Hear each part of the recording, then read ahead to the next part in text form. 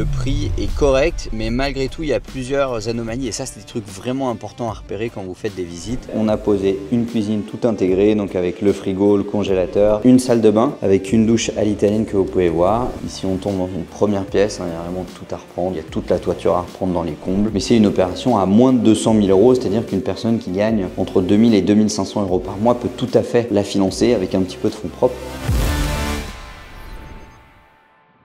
Salut à tous les amis, j'espère que vous allez bien. Bienvenue dans un nouveau vlog du mois de novembre. On est parti pour une journée à l'intérieur de mon quotidien. Vous avez été nombreux à me demander « Tim, est-ce que tu pourrais faire plus de vidéos, nous montrer ton quotidien, comment est-ce que tu allies l'immobilier, la médecine, etc. » C'est un petit peu l'objet de cette vidéo où je vais vous emmener avec moi dans toutes les tâches qu'on a à faire aujourd'hui, tous les rendez-vous que j'ai.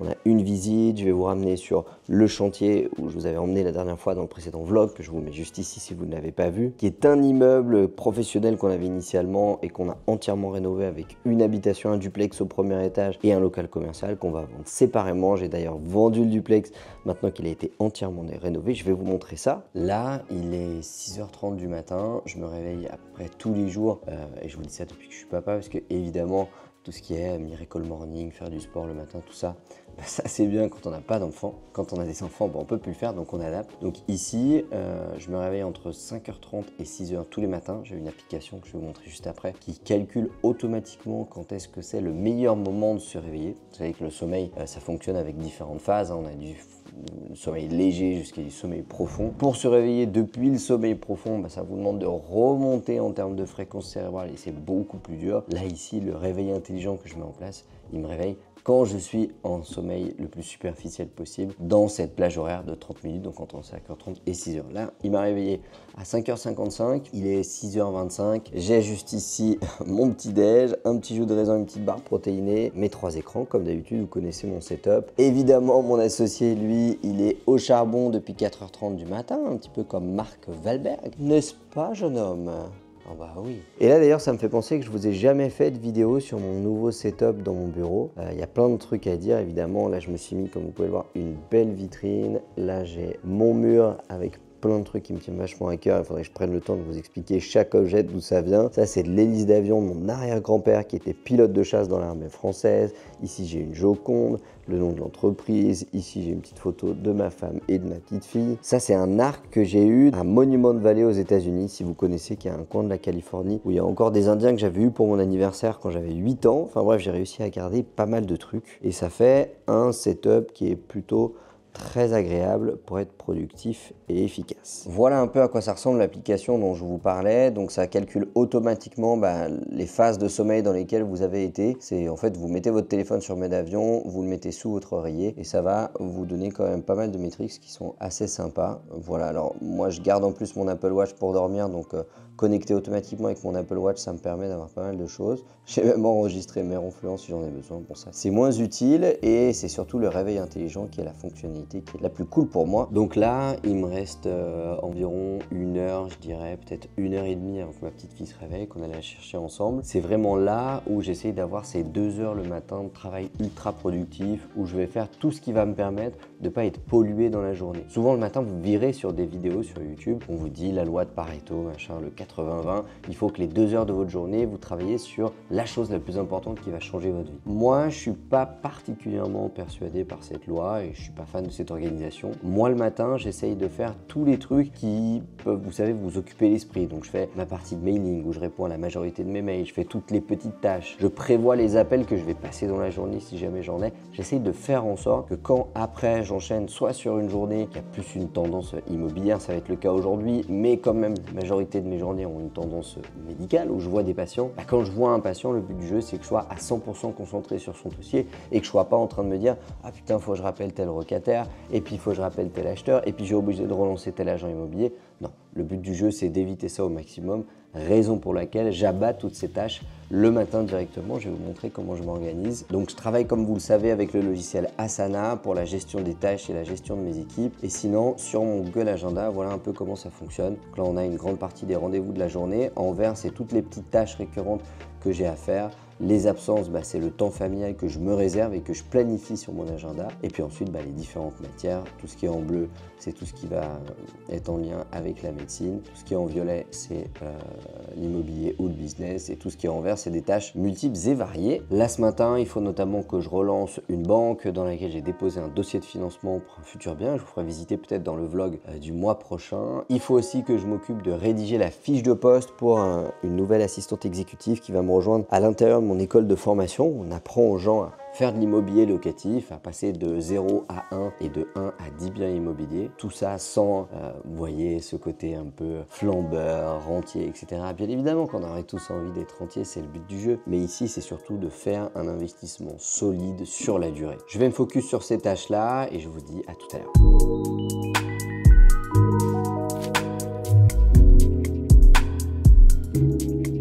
Ça y est, c'est l'heure. J'ai la vue en direct nous indiquant qu'a priori, le bébé est réveillé. Le deuxième bébé, hein, c'est ça. Allez, viens. Waouh, ça va mon bébé? Regarde, papa, il amène une caméra, trop cool. Oh, la nuit, c'est dur. Moi, de toute façon, tant que j'ai pas mon biberon, je suis pas content. Et là, je sais pas ce que papa il a dans la main. Oui, papa, mais ça me plaît pas du tout. Quand tu descends dans ton salon et que tu vois ces jolies bandes OLED avec ces belles pierres qui ont des centaines d'années, bientôt des milliers, ça te fait quelque chose de particulier? Pas? Ok, bon tant pis. Ah mais t'es déjà là toi? Bah oui. Ça y est, ça va mieux avec un biberon dans le bec. Maintenant, on va pouvoir allumer la cheminée. Donc ça évidemment, une des tâches quand vous avez une grande maison que vous vous chauffez au bois, c'est qu'il faut rentrer du bois. Mais regardez, ça vaut le coup quand même. Magnifique. La cabane, là j'ai refait ça.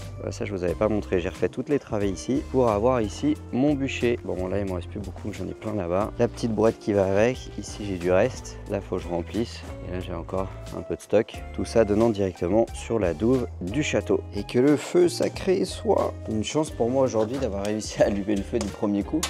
Pour le vlog. Ça va mes 3 enfants? Allez, papa il va retourner travailler. Donc voilà, le temps familial, bref, du matin est fait. Nous pouvons nous remettre à notre besogne avec bien évidemment un petit café aux étendards de la famille.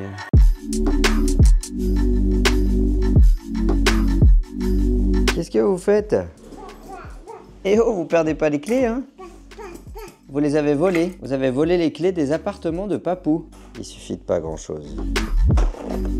Regardez-moi ça. La vue depuis mon bureau. C'est quand même difficile de faire mieux. Hein. Donc là, 9h30, la deuxième session de deep work après mon petit temps familial, comme on dit, est terminée. J'ai pas mal avancé sur tout ce que je devais faire. Là, je vais attaquer une réunion avec l'équipe marketing de mon école de formation. On apprend aux gens à se former et à réaliser leur premier investissement immobilier locatif. On est en train de mettre en place un nouveau programme qui n'est plus vraiment une formation, mais qui est plutôt un mentorat. On s'est rendu compte que les gens, en fait, ils avaient vraiment besoin d'être accompagnés, qu'il ne manquait pas forcément de compétences techniques, etc., de savoir-faire, mais plutôt le fait d'être chapeauté dans chacune des étapes du parcours d'un investisseur. Parce qu'il y en a plein, et en fait, c'est tout le temps les mêmes. Et une fois qu'on a réussi à les faire une fois, ça c'est vraiment le truc que j'ai appris la première fois que j'ai acheté un bien immobilier, on arrive assez facilement à le faire 2 fois, à le faire 3 fois. Et c'est pour ça que des investisseurs qui ont un seul bien, en fait, il y en a très peu. Parce qu'à partir du moment où on en a acheté un, on a envie d'en acheter un deuxième. Alors, juste avant d'attaquer la réunion, je voulais vous donner 3 lois qui sont assez connues et que moi, j'essaie d'appliquer dans mon quotidien, des lois qui permettent d'être plus productif, en tout cas de maximiser sa productivité. La première, vous la connaissez, c'est la loi de Pareto ou la loi du 80-20. 80% des résultats seront produits par 20% du travail. Alors, la loi de 80-20, si vous vous renseignez un peu là-dessus, on peut l'appliquer dans plein de domaines. Il y a même eu des articles économiques qui sont sortis là-dessus. Tout ça pour dire que le premier principe que je voulais vous partager, c'est de prioriser. On peut pas être partout et on peut pas livrer toutes les batailles en même temps. Alors, si vous me suivez depuis un moment, vous le savez, moi, des batailles, j'en mène quand même pas mal en même temps. Et mon objectif, c'est toujours d'être là où je vais apporter le plus de valeur. Alors, je vais travailler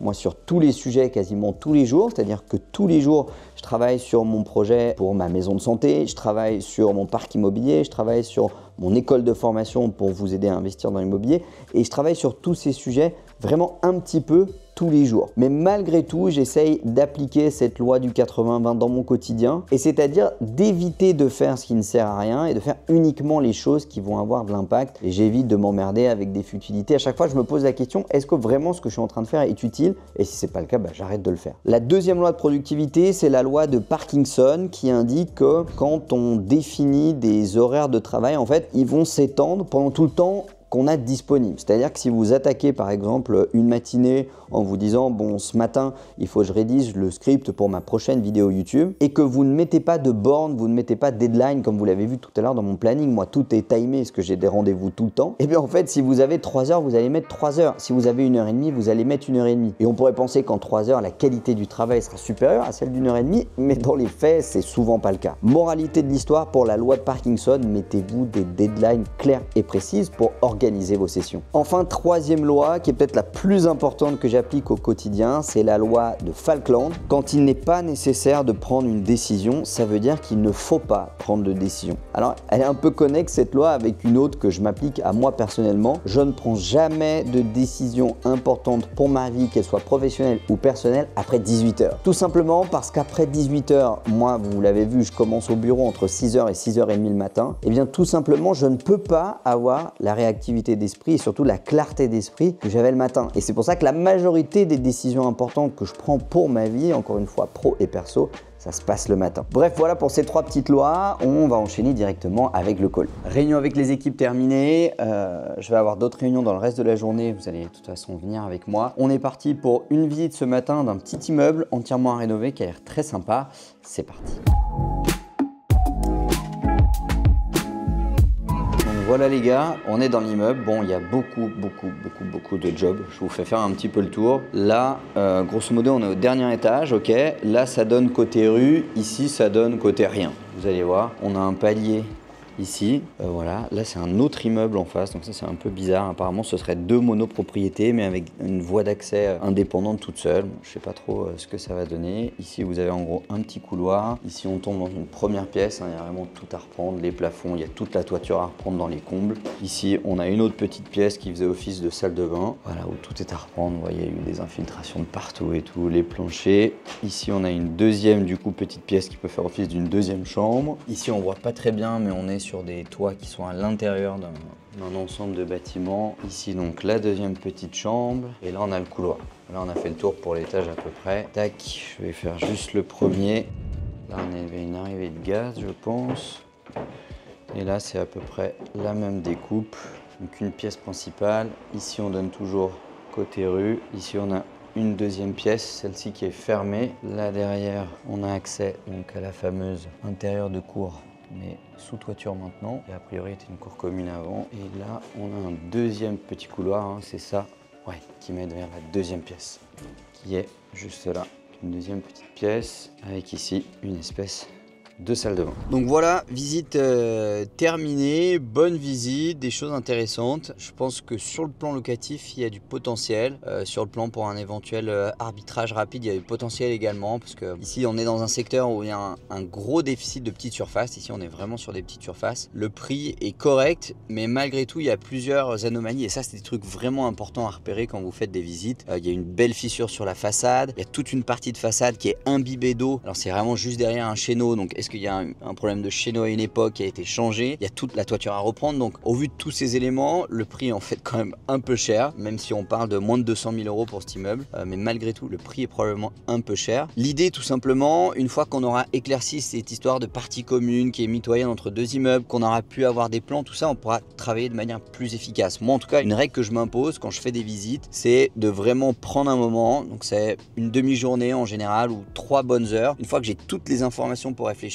je pousse tout à plat. J'ai un template qui est prédéfini où je rentre toutes les informations pour faire un peu vraiment un état des lieux de l'immeuble. En fin de compte, l'idée, c'est pas d'y aller à l'improviste. Et malgré le fait que des immeubles comme celui-ci, j'en ai acheté du coup depuis ces 8 dernières années maintenant, plusieurs dizaines. Malgré ça, on n'est pas à l'abri de faire une connerie et ce qui doit nous rassurer et ce qui doit être la métrique principale d'un investissement, c'est les chiffres. Il n'y a que ça qui compte et la praticité avec laquelle on va pouvoir réaliser les travaux. Est-ce qu'il faut un permis, pas de permis, tout ça, ça rajoute de la complexité et donc tout ça, ça vient faire baisser la valeur du bien.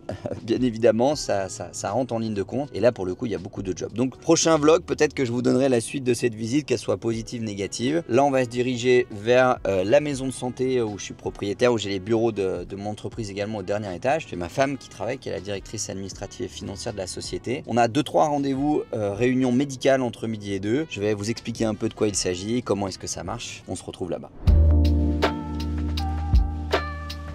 Hello les amis, j'espère que vous allez bien. Je suis arrivé à la maison de santé, donc je vous fais un petit setup tour, hein, rien d'exceptionnel, c'est vraiment un cabinet médical classique avec un ordi machin, c'est là où je bosse en général quand je suis ici. Et là on va manger un bout, après je vais enchaîner avec des réunions avec l'équipe médicale. On est en train de réfléchir à mettre en place des consultations prévention pour nos patients, notamment parce que maintenant vous savez qu'il existe des infirmiers de pratique avancée, on appelle ça des IPA, il commence à y en avoir dans tous les hôpitaux à travers la France. Et l'avantage en médecine générale, c'est que ces IPA, ils pourraient faire de vraies consultations avec des patients stabilisés, des patients chroniques notamment, principalement des patients qui vont bien, hein, dans les faits c'est la majorité. Et comme on a une demande qui est ultra importante partout en France, ça peut être une solution, en tout cas une piste de réponse à cette problématique de déserts médicaux. Donc nous on est en train de voir ici, comme on est une structure qui est 100% libérale, on n'a pas le luxe des structures publiques, d'avoir des aides où il suffit que le budget soit validé par l'ARS et puis après ça y est, l'infirmière est embauchée, on peut y aller. Nous il faut que tout ça rentre dans les cases et que ça puisse être finançable par les activités du cabinet, donc c'est un vrai challenge. Alors de manière un peu plus générale, parce que je sais que vous êtes assez nombreux à travailler dans le soin qui suivent cette chaîne YouTube, gardez à l'esprit, et c'est inspiré d'un modèle américain, je pourrais vous le retrouver, je le mettrai dans la description de la vidéo si j'arrive à retrouver ça, mais on va dire qu'un centre de soins, quel qu'il soit, un hôpital, une clinique, privée, publique, peu importe, on s'en fout, il a 3 objectifs en fait pour fonctionner, et chacune des décisions que vous allez prendre